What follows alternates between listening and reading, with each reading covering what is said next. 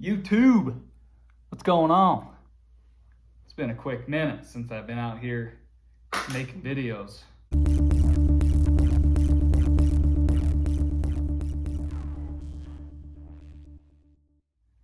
I've been kind of busy, got a new job, been busy with that. Just hanging out. I got rid of the old Mazda, which was here last time I had a video. Just been getting stuff done. Summertime's here, warming up. I thought I'd make a video real quick on the wife's Jeep. Since we bought it, it's had a check engine light for an evap leak. Just like every other car I own, for some reason, I gotta hunt it down and fix it. And this is the last one that has an issue with it. So I finally dug into it the other night, and it wasn't the first time I've looked into it. I've checked it out plenty of times just because it's annoyed me. I hate having check engine lights, especially for something like that, an evap leak. This is probably the 5th time I've actually got under the Jeep, poked around, tried to see something wrong with it. Finally believe I found the main problem, which was the problem all along, and it makes complete sense. And the whole time, you get the code on the dash that says check your gas cap. I checked it, it's there, meaning it's not tight, meaning there's a small leak, which is the P0456 code. So that's the one it was throwing. I would clear the code, and then I'd drive it, a couple warm-ups, and then the check gas cap warning would come on, and then maybe 10 more miles, the check engine light would come on. So the whole time you see that check engine light for a small leak, you're looking for a small leak. You're going to be digging into the evap lines that run from the intake of the motor up front, and they come back down and into the gas tank, and then into the evap system and through the purge valve up front and the leak purge flow. You can look at how all that works. I'm sure if you're watching this video, you've already done a lot of that. So you see a small leak or even a large leak, or I also had the P0441 code pop up, which is the incorrect purge valve flow, something like that. So looking at all that, I tore everything out. I visually looked at all the hoses. I mean, I don't think the Jeep's ever even been off-road, so everything's all clean, and I just got so frustrated. So after doing that 4 times, obviously you're gonna start looking at other things. So next thing to look at for me was the wiring, because I've tested the purge valve in the back, and then the purge valve in the front. I tested it. I put 12 volts on it. You can hear it click.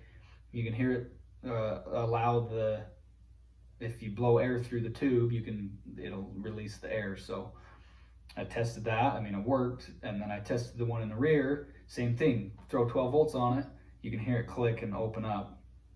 And it's just frustrating. So finally looking into the wiring under the driver's side. Here's the evap canister, just right under the driver's side rear bumper. But this harness here is the one that actually plugs into the canister up there. And right where it crosses over the frame, right here, it was smashed. Like, I don't know where or how it got hit or pinched, but you couldn't see it because this plastic guard was on there, but it was all smashed. So I actually think this is where it was, right here in this. Yeah, you can see where it's smashed, pinched, right, cut through right there.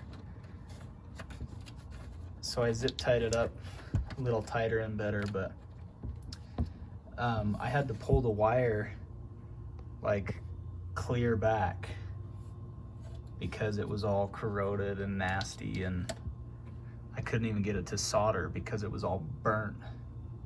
And like I said, that would be the cause of a check engine light, or at least the loose gas cap. So right now I kind of just have this stuff temporarily put up in here just to like triple check that we're good to go. But as of now, I think I'm at like 10 warm-ups or something like that, and all the OBD, the computer and everything says all the systems are ran through now. So this blue one is also that wire, but it runs over here, up here, and clear back. Like I pulled it out right there was the spot where it was. So right where it crosses, that cross member right there, is where I pulled that last part out of the wiring harness. It was charred that far back just from the corrosion of, you know, road salt and everything. But I guess the real like problem was that I couldn't see it. And I think it's because this wire's like purple and bluish color. I don't know if you can see it, but it's almost like where it was smashed was like right in the blue spot, so you couldn't even tell that the wire was all corroded. But finally just got tired of looking at the check engine light and decided to tear into it. But so far so good. I just had to rewire all of that harness right there, at least that one wire that was really bad. The rest of them I did cut off a bit just to be safe, and soldered in a new, you know, foot or so into it, just to be safe. You never, I don't know really which wire it was because I did all of them. So so far so good. So if you have a check gas cap light, I think that's a good place to start. It really is, in my opinion, easier to go through like wiring and just look over everything instead of like, you know, I could have gone and replaced all the plastic lines, the evap lines all the way back to the tank. I could have dropped the tank and seen if the, you know, the pump gasket was folded or something, or but with no access to a smoke machine or, you know, anything else besides just the OBD reader saying there's a leak, I really didn't have anything.